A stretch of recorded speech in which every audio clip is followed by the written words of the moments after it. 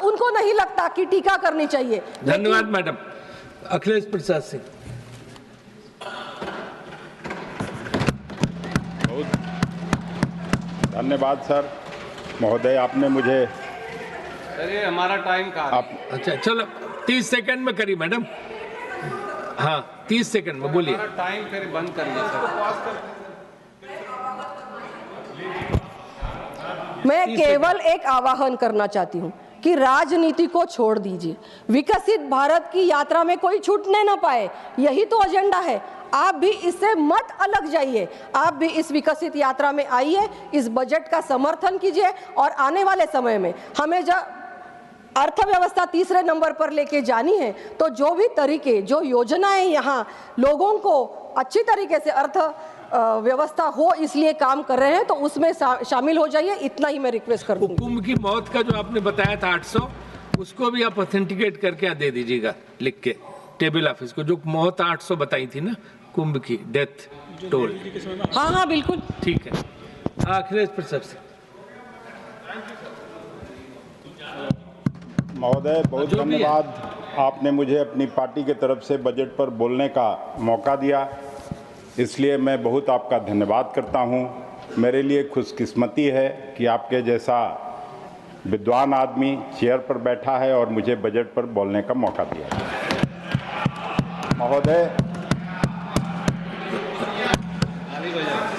महोदय वित्त मंत्री जी का इस बार का जो बजट भाषण था उसको मीडिया में और सब जगह ऐसे पेश किया गया जैसे बिहार को बहुत बड़ी सौगात मिली। संजय झा जी मुस्कुरा रहे हैं उधर से, क्योंकि तो इस तरह के सौगात वो बहुत बार देख चुके हैं। मेरे लिए गौरव की बात है कि एक बिहार के पूर्व मुख्यमंत्री और देश के सरकार में अभी मंत्री के रूप में काम कर रहे आदरणीय जीतन राम मांझी जी भी इस सदन में मौजूद हैं और बिहार के दुख दर्द का मैं उनसे साझा करना चाहता हूं कि बिहार क्या था और किस तरह से सिस्टमेटिक नेग्लेक्ट बिहार हुआ है, उसकी चर्चा मैं यहां करना चाहता हूं आपके माध्यम से महोदय। 2000 में मैं बिहार विधानसभा का सदस्य था और उसी समय बिहार का बंटवारा हुआ था। रीऑर्गेनाइजेशन बिल पर जब बहस हो रहा था देश की संसद में, उस समय के तत्कालीन गृह मंत्री LK आडवाणी जी, जो अब मार्गदर्शक मंडल में बैठे हैं भारतीय जनता पार्टी की तरफ से, उन्होंने बिहार के बंटवारे पर चर्चा करते हुए बिहार को हरियाणा और पंजाब बनाने की बात कही थी। बिहार को 1,80,000 करोड़ का पैकेज देने का बात किया था। आज भी उस पैकेज का बिहार का लोग बाट जो रहा है कि वो पैकेज कहाँ गया। उसके बाद सिस्टमेटिक तरीके से जो कुछ हुआ बिहार के संदर्भ में, मैं उसकी चर्चा आपके सामने करना चाहता हूं। पिछले 2-3 साल से हम लोग लगातार वित्त मंत्री जी के 5 ट्रिलियन इकोनॉमी और 2047 तक भारत को विकसित राष्ट्र बनाने की बात सुनते आ रहे हैं। हम सब लोगों की भी यही इच्छा है कि भारत एक विकसित राष्ट्र बने, जो सबसे ज़रूरी काम है, और वह आर्थिक विकास की दृष्टि से देश में जो रीजनल इम्बैलेंस है, देश में जो क्षेत्रीय असंतुलन की स्थिति है, उसको जब तक एड्रेस नहीं किया जाएगा तब तक, या कोई विजन उसका नहीं रखा जाएगा, तब तक ये विकसित राष्ट्र की श्रेणी में नहीं खड़ा हो सकता है। महोदय, पिछले 60 सालों में क्षेत्रीय असंतुलन की दृष्टि से बिहार की जो स्थिति हुई है वह अपने आप में बेहद चिंताजनक है। कहीं और का रिपोर्ट होता तो आप लोग भी उसको मानने से सीधे तौर पर इनकार कर देते, लेकिन यह तो प्रधानमंत्री जी की खुद की जो इकोनॉमिक एडवाइजरी काउंसिल है उसी की रिपोर्ट के आंकड़े हैं, और मैं उसी से कोट करना चाहता हूं। 1960-61 में बिहार में per capita income national average का 70% हुआ करता था, लेकिन आज के डेट में बिहार का per capita income national average का लगभग 32% रह गया है। यानी अगर नेशनल एवरेज 100 रुपया है तो बिहार का पर कैपिटा इनकम केवल 32 रुपया है। इतना ही नहीं, 1960-61 में देश के कुल जीडीपी में बिहार का योगदान लगभग 8% था, जो आज मोदी जी के रिजिम में घट के 4% रह गया है। बिहार में निवेश और इंफ्रास्ट्रक्चर पर खर्च की क्या स्थिति है, इसके लिए भी मैं कुछ स्पेसिफिक डेटा सदन में रखना चाहता हूं। सड़कों पर बिहार पर कैपिटा खर्च केवल 44 रुपया है, जबकि नेशनल एवरेज 117 रुपया है। इसी तरह से सिंचाई पर बिहार में पर कैपिटा खर्च केवल 104 रुपया है, जबकि नेशनल एवरेज 199 रुपया है। इसी तरह से नाबार्ड ने खुद अपने एक रिपोर्ट में स्वीकार किया है कि बिहार में बाकी देश के मुकाबले एग्रीकल्चरल लोन का जो डिसबर्समेंट है वो काफ़ी कम है। यानी देश की लगभग 9-10% आबादी वाला राज्य, वहाँ अगर आर्थिक विकास के सभी पैरामीटर पर इतना पीछे हैं, तो ऐसे में आप देश को विकसित राष्ट्र बनाने की बात कैसे कर सकते हैं? और कौन इस पर विश्वास कर सकता है? केवल यही नहीं, अगर नीति आयोग की भी रिपोर्ट आप पिछले तिमाही या पिछले 6 महीने का आप देख लें, तो जो 28 बड़े राज्य हैं देश में, उसमें प्रायः सभी मानकों पर, चाहे वहाँ स्वास्थ्य सेवा हो, शिक्षा व्यवस्था हो, औद्योगिकरण के मामले में प्रायः या तो 28वें स्थान पर और नहीं तो 27वें स्थान पर बिहार चला गया है। शर्म की बात। मैं इन आंकड़ों के आधार पर केवल इतना कहना चाहता हूं कि बिहार का विकास इस सरकार की प्राथमिकता में कहीं भी नहीं है। जबकि ठीक इसके उलट, जब से 2014 में मोदी जी की सरकार आई, भारतीय जनता पार्टी की सरकार बनी, बिहार ने पहले आपको 32 सांसद दिया, उसके बाद आपको 39 सांसद 2019 में दिया, इस बार थोड़ा घटा है, इस बार आपको 30 सांसद दिया। लेकिन उसके बावजूद, एक तो मैंने बिहार के बंटवारे के समय का आपको बात बताई सर। 2015 में जब आदरणीय नीतीश जी अलग थे, उस समय भी किस तरह से प्रधानमंत्री जी ने बिहार की बोली लगाई थी, बिहार के लोग अच्छी तरह से जानते हैं। आप सब, कई बिहार के सांसद यहाँ भिन्न भिन्न दलों के बैठे हुए हैं। 10,000 करोड़, 20,000 करोड़, 50,000 करोड़ और 1,25,000 करोड़ अंत में घोषणा हुआ। ठीक दूसरे दिन बिहार के मुख्यमंत्री आदरणीय नीतीश जी का इश्तहार अखबार में आता है और उस 1,25,000 करोड़ में केवल 17,000 करोड़ का नया पैकेज का घोषणा था। बाकी जो पुरानी योजनाएं थी उसी को पैकेज में घोषणा के रूप में घोषित किया गया था। बहुत सही गणित। अरे भाई, आप अपना नौकरी बचाइए नित्या बाबू, लेकिन कुछ सही बात भी सुनना चाहिए, तभी जाके कुछ कर सकते हैं।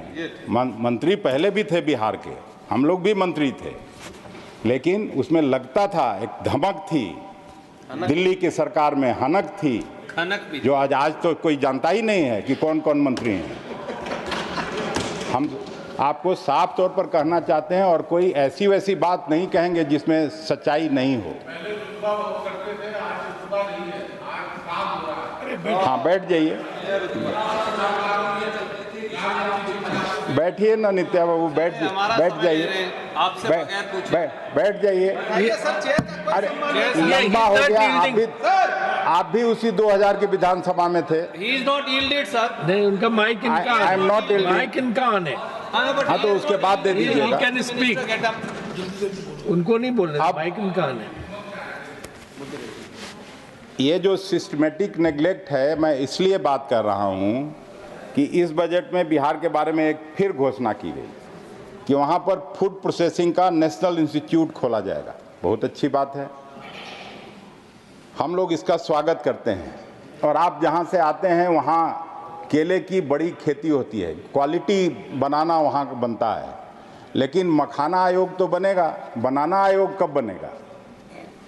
वहीं आपके बगल में इतना बढ़िया लीची आता है, लीची आयोग भी बनवाइए, उसका भी ये हो। लेकिन जो सबसे ज़रूरी चीज़ है वह पर्याप्त संख्या में कोल्ड स्टोरेज की स्थापना। और पिछले साल से, पिछली सरकार से, उस समय भी पारस जी फूड प्रोसेसिंग के मिनिस्टर थे, स्वर्गीय रामविलास पासवान जी के भाई, अभी उनके सुपुत्र चिराग पासवान जी उसी विभाग के मंत्री हैं। लेकिन बिहार में दूसरे राज्यों की तुलना में कोल्ड स्टोरेज की क्या स्थिति है, इसके लिए भी मैं एक दो आंकड़ा आपको बताना चाहता हूं। शर्म से सिर झुकना चाहिए कि क्या बिहार के साथ हो रहा है। लोकसभा में 11 अगस्त 2023 को एक अनस्टार्ड क्वेश्चन के जवाब में कृषि मंत्रालय ने जो आंकड़ा दिया, एक मिनट सर, उसके अनुसार बिहार में आप भी जवाब दें, आपका नंबर आएगा तब आप कोल्ड जवाब स्टोरेज की संख्या है 313, जबकि अकेले गुजरात में 1000 से ज्यादा कोल्ड स्टोरेज है। शर्म करो। और उत्तर प्रदेश में कोल्ड स्टोरेज की संख्या लगभग 2500 है। अब एक तरफ तो आप लंबी लंबी घोषणा करते हैं, दूसरी तरफ जो जमीनी हकीकत है और उसमें जितना आप पैसा दे रहे हैं बिहार को, उसके लिए भी मैं एक आंकड़ा और आपको बता देना चाहता हूं। फूड प्रोसेसिंग मंत्रालय कोल्ड स्टोरेज की स्थापना के लिए राज्यों को जो आर्थिक मदद देता है, उसमें बिहार को 2021-22 में मिला 33 करोड़ रुपया, 2022-23 में मिला फिर से 33 करोड़ रुपया, और 2023-24 में यह राशि घट के हो गई 32 करोड़ रुपया। तो यह तो है आपके कथनी और करनी में फर्क, इसको समझना चाहिए। अब देखते हैं कि पहले जो घोषणाएं आप लोगों ने की है, आदरणीय रविशंकर जी प्रसाद जी जब आईटी मिनिस्टर थे तो उन्होंने बड़े जोर शोर से कहा था कि बिहार में बेंगलुरु और हैदराबाद की तरह आईटी पार्क स्थापित करेंगे और इलेक्ट्रॉनिक क्लस्टर खोले जाएंगे। 10 साल बीत गया, लेकिन मेरे ख्याल में एक कॉल सेंटर भी बिहार में स्थापित नहीं हुआ। अब चीनी मिल की बात कर लेते हैं। यहीं 1960, 61, 62 जब आदरणीय मांझी जी उस समय कांग्रेस पार्टी में काम करते थे, तो उसी बिहार में 27% चीनी बिहार नेशनल किटी में देने का काम करता था। और अभी डबल इंजन की जब सरकार है तो अब वो घट के 2% से भी नीचे चली गई।